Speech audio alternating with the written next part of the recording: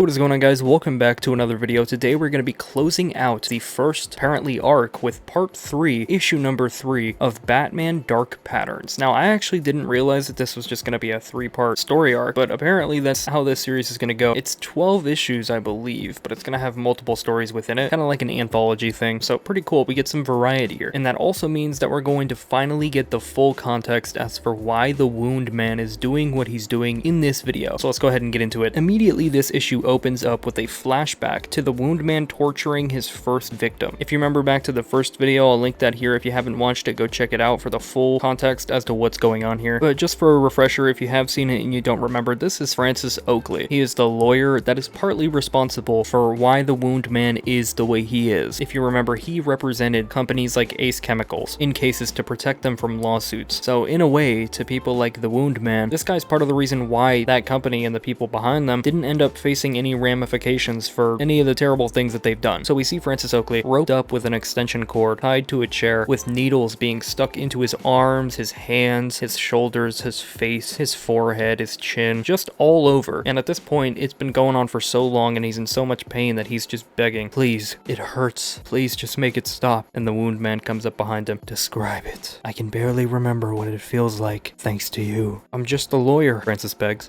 Yes, with your cease and desist, gag orders, injunctions, intimidations, you contained what they did to us. You let it happen. What pain must you be in? What sickness must you have in your soul to sleep at night after doing the things that you do? I thought perhaps I could purge it from you. I can't purge it for myself anymore. You think you're the only one to have suffered? Every file in those cabinets right there, every case is a catalog of human misery and misfortune. It's not my fault. I don't deserve this. Everyone suffers. It's the human condition.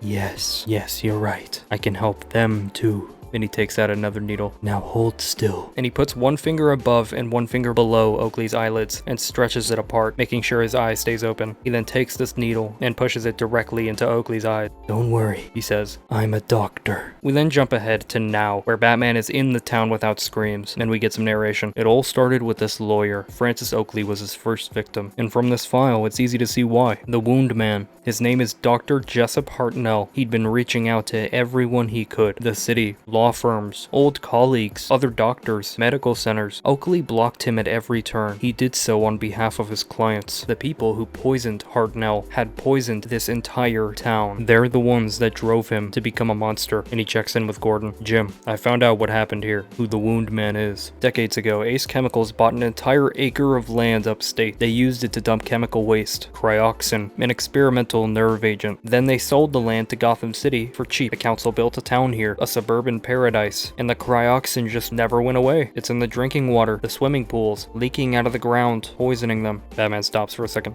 Hello, Gordon? Are you there? Your connection is poor. And through the static in his earpiece, he can hear, Wound Man, taken. It's Ace.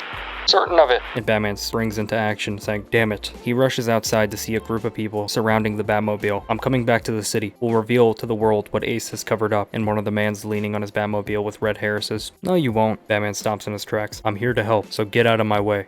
Yeah, we've seen you on TV, the man says. We know who you are. You're trying to ruin everything, just like Hartnell did. Batman notices that the man is somewhat handicapped. Your leg, when did that happen? The man doesn't answer. It hasn't healed properly. You shouldn't be able to use it.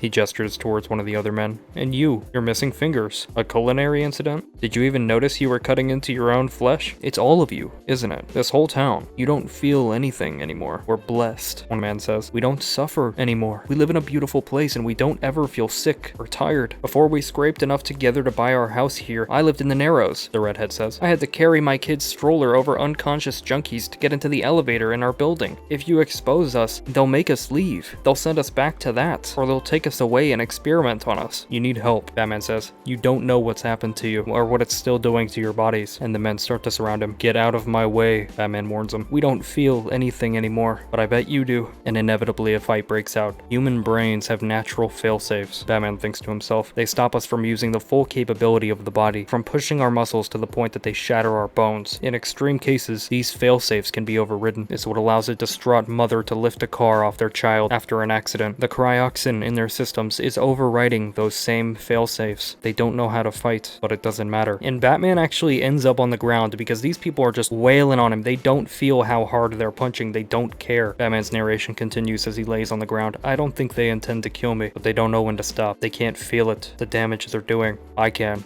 Right up until I can't. And they actually knock Batman out before someone else interferes. We see a woman separating Batman and the crowd. You're a kindergarten teacher, Paul. What the hell do you think you're doing? She says. Alice, he was gonna like Dr. Hartnell. And look what's happened to him. Since we all refused to back up his allegations. Look what happened to his wife. It's too much. It has to end. Or are you gonna beat me half to death too? She says, standing in front of Batman with her arms crossed. She leans down to help him.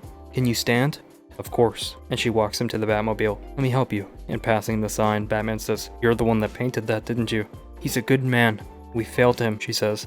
But even so, wherever he's gone, I'm sure he's doing whatever he can to bring us help. And Batman gets in. He's in Gotham, likely headed for a cell in Arkham Asylum. He murdered 3 people.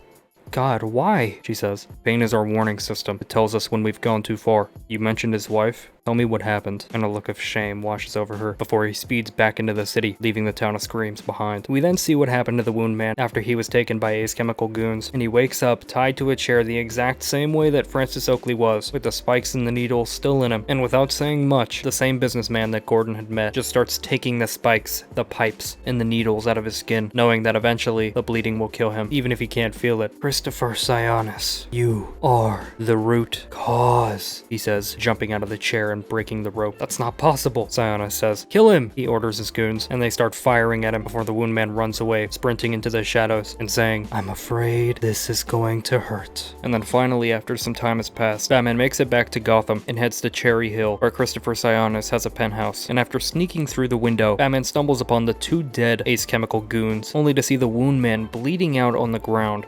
Damn it, he says, leaning down next to him. You've lost a lot of blood, and he starts patching up the wound. Root cause, the Wound Man says. I almost cured it. And Sionis appears behind Batman. The Batman, thank God you're here. He broke in, tried to tie me up and kill me. Luckily, my security, rest their souls, were able to rescue me in time, and in our struggle, one of those spikes in him came loose. I locked myself upstairs until I heard you come in. That's not what happened, Sionis. None of it. Did you know about his wife? She died in their home. A spark had flown out of their fireplace, burned her alive in her sleep, but because she's just like him, she probably never even felt it.